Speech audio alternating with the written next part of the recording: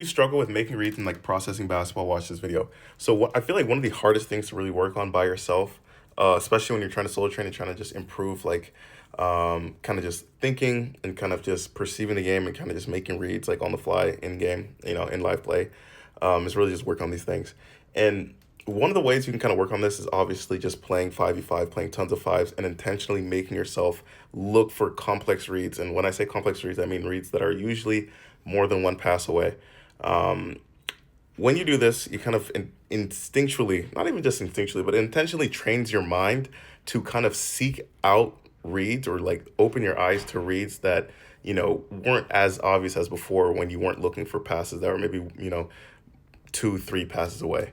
But this is difficult, especially if you play in a team setting, because you're gonna have to make a lot of mistakes to kind of get really good at this. In my training, when I was trying to play Division One basketball, when I would play pickup, in this like the regular gym, I would look for passes two, three, passes away, and always I would intentionally make it like a I would be intentional with like, okay, I want to make passes. I want to make complex reads. Exactly. You know what I mean?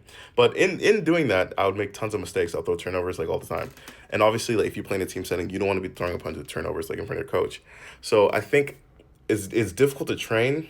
I think one way really the best way I can really think of that's actually practical is just watching tons of film, and not just random film, but team film. If you have practice of, or if you have film of your own practice, watch tons and tons of that, because more than likely the film that you see in your practice are going to be the ones that you see in game, and the reads that you're going to see in game. So watch a lot of your own film when you're in your own practice, and just try and find reads through there, and you're just going to have to just find a way to adapt in game through that.